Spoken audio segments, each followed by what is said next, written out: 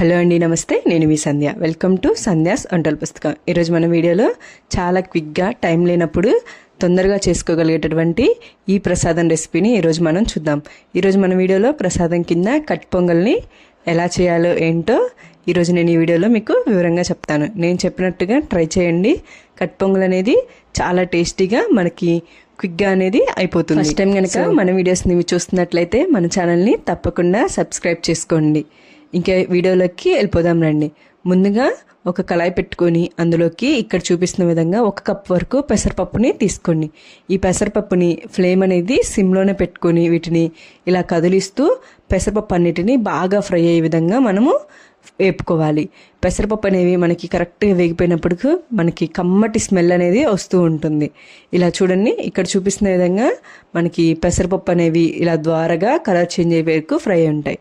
ఇలా ఫ్రై అయిన వాటిని పక్కన పెట్టేసుకొని ఒక గిన్నెలోకి తీసేసుకోండి. ఇలా తీసుకున్న పెసరపప్పులోకి 1 కప్ వరకు బియ్యాన్ని కూడా యాడ్ చేసుకోండి.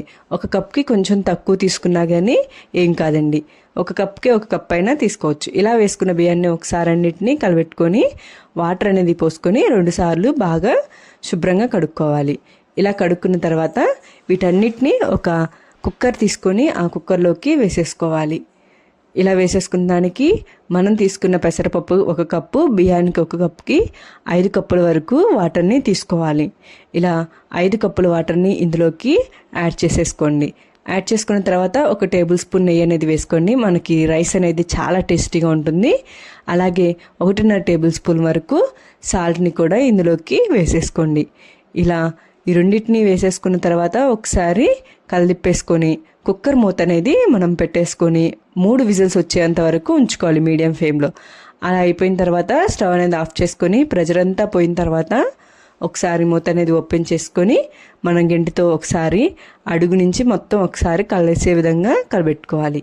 మనకి వాటర్ అనేవి సరిపోలేదు అనుకోండి, ఇంకొంచెం వాటర్ని యాడ్ చేసేసుకోండి. ఇలా మనకు కావాల్సినంత వరకు వాటర్ని యాడ్ చేసుకున్న తర్వాత ఒకసారి వీటన్నిటిని బాగా కలబెట్టుకోవాలి. ఇలా కలబెట్టుకొని స్టవ్ మీద పెట్టుకొని ఉడకనివ్వాలి. ఇది ఉడికేలోపు మనం పెనం పెట్టుకొని అందులోకి 3 టేబుల్ స్పూన్ల వరకు నెయ్యిని, అలాగే ఒక 2 టేబుల్ స్పూన్ వరకు నూనెని వేసుకోవచ్చు.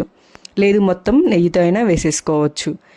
ఇలా వేసేసుకున్న తర్వాత మనం ఇందులోకి మిరియాలు అనేవి తీసుకోవాలి. మనం చేస్తున్న కట్ పొంగల్కి మెయిన్ టేస్ట్ వచ్చేసి మిరియాలు అనేవి ఎక్కువ తీసేసుకొని, అలాగే 2 టేబుల్ స్పూన్ల వరకు అల్లం వెల్లుల్లిని కూడా ఇందులోకి యాడ్ చేసుకోండి.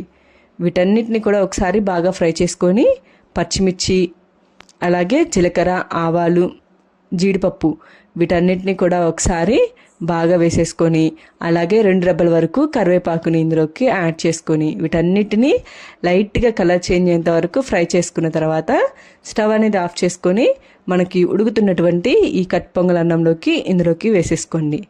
ఇలా తాలింపు అంతటిని ఇలా వేసుకున్న తర్వాత ఒకసారి అంతా కలిసిపోయే విధంగా మనం కలబెట్టుకొని ఒక 2 నిమిషాలు ఉడకనిచ్చి స్టవ్ అనేది కట్ చేసేసుకొని వేడివేడిగా మనకి కట్ పొంగల్ అనేది రెడీ అయిపోతుంది. టేస్ట్ కూడా చాలా బాగుంటుంది. ఇలా టైం లేనప్పుడు ప్రసాదానికైనా కానీ లేదంటే ఇంట్లోకైనా కానీ మనము చేసుకోవచ్చు. మీరు కూడా నేను చెప్పిన పద్ధతిలో ఒకసారి ఈ కట్ పొంగల్ రెసిపీని ట్రై చేసి ఎలా ఉందో నాకు కామెంట్ చేయండి. మీకు కనుక నచ్చినట్లయితే లైక్ చేయండి, షేర్ చేయండి, సబ్స్క్రైబ్ చేసుకోండి. Thank you.